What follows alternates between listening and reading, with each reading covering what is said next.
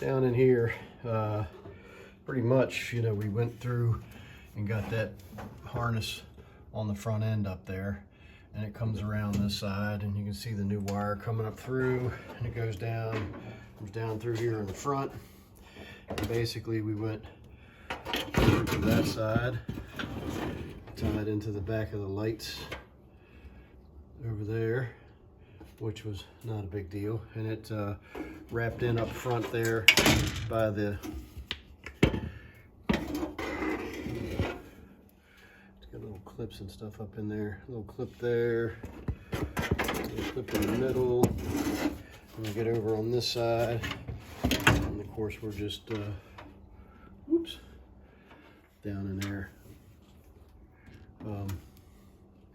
tied into the lights in there. But got it on this gimbal, it's going a little crazy.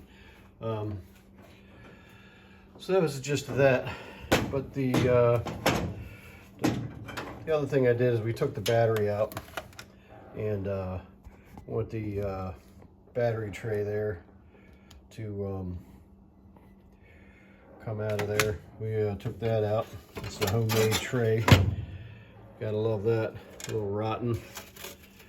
But down inside of here, you can see that the can's down there. I was actually surprised at how well the metal is down here. It's all rusted and rotted out. But you can see down there, there's a bolt there that holds one side of the strap on to the can, and then there's a bolt on the other side that holds the other side of that strap. And down in there, you can see the two hoses connect right to the canister for the vacuum. Now the one line, it's pretty, I thought it was a little bit complex when I first looked at it, but after spending some time looking at diagrams and stuff online, you basically have this one hose that goes inside to the dash, to the light switch, and it provides vacuum to the switch. And this other side's a vacuum hose that goes right into the back of the motor there, over there on that side. There's a intake fitting back there that the hose ties into, and so you have the vacuum coming right off of the engine down to the canister, and then from the canister it goes back inside to the light switch inside the car. That has two lines that come off of it, and one line is goes to the top of the canister. So you have the switch just takes it up to these two lines up here, and you have basically, you get in there to the front, you have two T's, and the T's feed vacuum to either side of the headlight doors.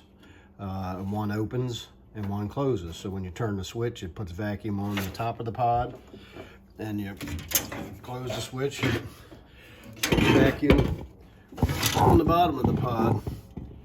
You can see the hoses right there. Ties right into the top of that pod.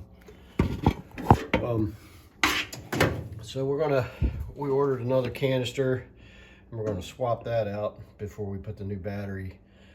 We got new brackets, new base plate, and everything for the battery. So we'll get all that swapped out before we set that in there. Get some new hoses. These hoses are pretty old and dry rotted. It's pretty interesting because one of them had a yellow tracer, and you couldn't really see the yellow until I pulled that tape off. But the bottom of the canisters, the vacuum canisters, get the yellow hose, and the top gets the black hose. You can see where I had that tape was on there, that the yellow didn't fade off of it. Pretty interesting.